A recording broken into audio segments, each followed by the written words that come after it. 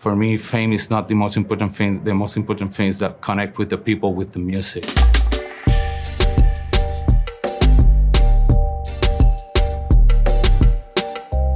Saludos familia, LuisGa Nuñez desde Puerto Rico, Plena Libre, and we are here with SoundExchange. Thank you for opening your house for me. Thank you. You were telling me that you have been in a band that's been around for over 30 years. Yes. So the name of the band is Plena Libre, and we perform what is called Bomba and Plena, which is the African heritage rhythms in Puerto Rico. Just like on the state, you have jazz and gospel and all these beautiful, amazing genres that develop from the black people. So in Puerto Rico, you have Bomba and Plena. So I've been part of this band that was founded 31 years ago by my dad, Gary Nuñez, and in '94, 31 years ago now, and being in 18 countries for Grammy nominations, over 17 recordings. So we are really big in terms of expanding the limits that these genres have had in the past. I took the leadership part of the band in 2023 after my dad passing. And from now on, what we want to do is to conquer new countries, open new markets, and just put a little, rice grain, basically, in terms of the music industry to acknowledge what Bomba and Plena is. And we're really excited about that. What does continuing your dad's legacy look like to you? Obviously, it's a responsibility because he made a huge impact in the Puerto Rican music. But it's a responsibility that I do it with love, because it's not just like I'm doing this because he's my dad. It's because I love this. And even when I was a little kid, he always told me, don't do music because I'm doing music. I do other things about music, and then suddenly I get out of the music when I was like a teenager. Obviously, I was born and raised in music, playing instruments under 3-4 years. Then the teenage year hit, and I dropped music and started doing sports and other things. But suddenly something took me back to music, and I'm really grateful to do this. I'm really grateful of doing the music of my Puerto Rico, of my island, my culture, and to just develop this new sound while we have the root right there that my dad developed. But now with my music interested, my influence that I have, and the development of the music industry, we can take this and do a little bit more and take it to the next level. And that's part of what we're trying to do. With Plena Libre now, we are recording our new, we just finished recording our next album, which is probably going out on October or November. And it's kind of this develop of the sound of Plena Libre where my dad left it with his last record, and when I want to take it next. And I feel it's a beautiful translation, and it's going to be a record that a lot of people is going to hear about. We have a lot of guest artists that recognize the trajectory of Plena Libre and want to insert them in the conversation about the Puerto Rican music.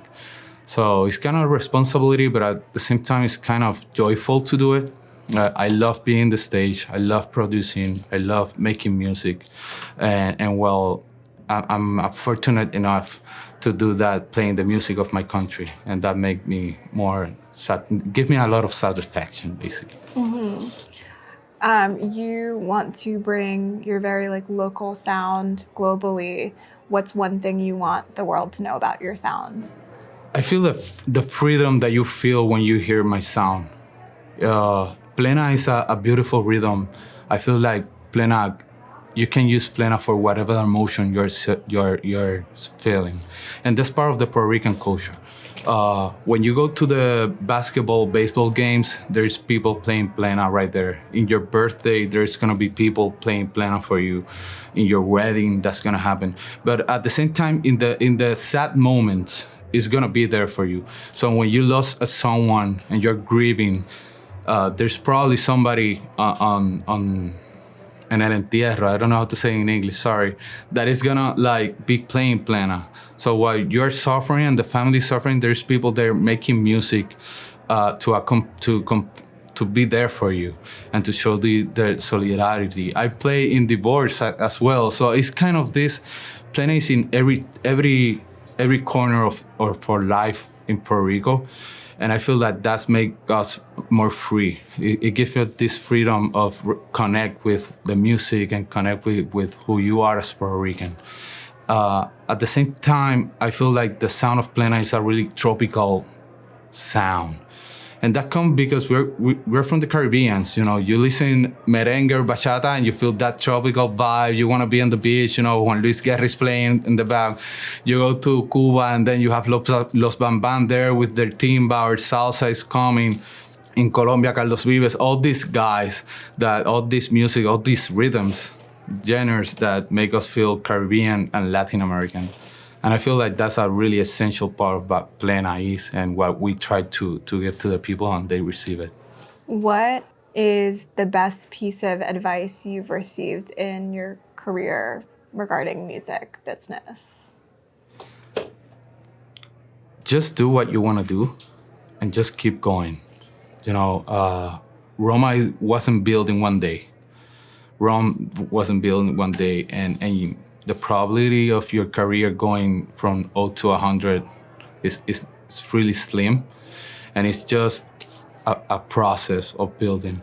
At the same time, you have to enjoy the process, and just be careful on enjoy each moment of where you at, because sometimes we accomplish some goals, and we made it, but you didn't enjoy the ride, and suddenly you feel kind of this like why it matter.